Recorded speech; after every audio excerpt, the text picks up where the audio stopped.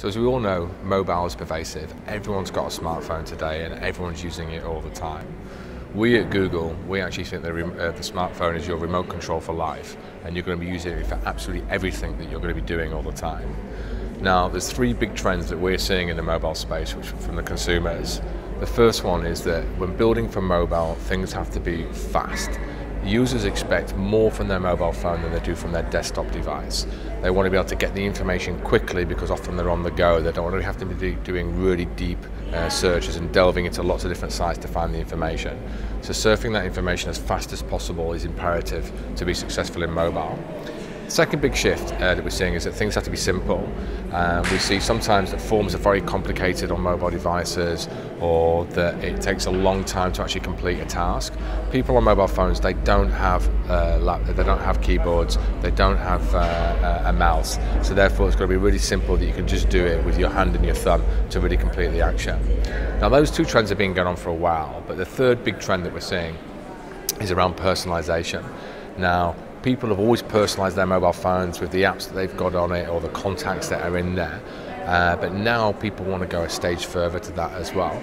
We actually think it's important that people don't only just find information when they're searching, but we surface information to them as well. So a great example of this is how my mobile phone can be a great assistance to me. Now, we know that assistance is the new black, everyone's doing it and we're not alone in this space, but a really good example for me is how my phone tells me every Saturday that I've got a game of soccer, and it'll tell me how long it takes me to drive from my house to where the soccer game is taking place. Now, it never shows me that information on a Tuesday or a Friday, and it doesn't know via my emails because there's no emails that are being sent to me that I'm playing football. It just knows that I make that journey every Saturday to where my home team play football. So surfacing that information is a really, really big thing, and that's personal to me. And additionally, if I say things to my phone like, show me my photos of Jack, that is the name of my son, then pictures of my son will appear in the search results there as well. So becoming really personal is the big trend, and we're working on it, and so many other people out there as well. But I think they're the big consumer shifts that we're seeing. From an advertiser perspective, I think the really big thing that we're trying to help people do is move away from last click attribution. At the moment, a lot of advertisers are using last click attribution models, and that means they're not really valuing mobile correctly. Because what we know is that 65% of users will often start their journey on a mobile, but then complete it on a different device. And if you don't understand that cross-device behavior, then you're not going to be attributing correctly for mobile and potentially losing sales and losing market share and not getting the return on investment that you need to be in this space. So understanding cross-device is key, but also understanding cross-channel is really, really important as well. Users will often search on their mobile device and then go to a physical location. We can understand that behavior and really help advertisers to value a customer who's walked into the store after using their mobile device. And if advertisers can crack the cross-device and the cross-channel challenge, then I think they're going to be the ones that are going to be super successful going forwards. I work on the performance marketing business, and I'm really keen and excited to be on the performance marketing business. I've been at Google for 12 and a half years, and before that I used to work at the world's biggest search company, which was Alta Vista. And I remember very, very clearly my first consumer meeting when I was at Google. I was going to see a bank in London. They had really posh offices, oak-panelled walls. We had a really nice breakfast. And then once the breakfast had finished, the advertiser said to me, "Ian, I want to spend more money with you." And that's the first time I'd ever heard that from my days at Alta Vista or other media companies that I'd worked at, where advertisers wanted to spend more with me.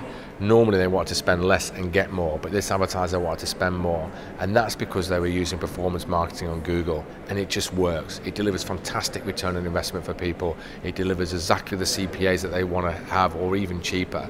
So performance marketing is an amazing product, and we're investing more time and effort into it. We work with a lot of advertisers across the world, and we're always there to try and help them make the most of the performance marketing. But what we're seeing now as well, it's not just search that delivers great performance marketing. We're now expanding performance marketing across other products as well. So things like YouTube can now be a performance channel where we have click-to-download application adverts in there. So if someone's looking to download a game or a certain type of app, you can do it straight from YouTube onto your phone. So we're just expanding the performance suite of products across all the different properties that Google own. So to give you a few examples of where we're working with advertisers and really helping them solve that attribution challenge, one example is with a retailer in the US where we work with them on a product called local inventory ads, where a user will do a search on a mobile device and it will tell them where a particular product is. E.g. you search for washing machine, it will tell you it's available 2.5 kilometers away. We worked with Sephora in the US, and what they saw was 8-to-1 ROI when using this product, because they were able to track and measure when people did a search on a mobile device and then went into a store and bought it. And because of that, they're seeing fantastic success. Another example would be a French advertiser that we've worked with who used click-to-call. Now, click-to-call isn't always the most popular of solutions, but I think it's fantastic because it's what a phone is designed for originally. And sometimes when people are making a phone call from their phone to a call center, we see much higher conversion rates. And for this particular French advertiser, we saw that the average caller spent 25% more than they would do through other channels. So it's a great channel to use, the click-to-call channel. So we've launched store visits in Spain, but it's been live in many other countries, including the UK. And we actually worked with a Hyundai in the UK, and using that product they've been able to understand that over 8,000 people have been to their store dealerships and to actually go and look and buying a car.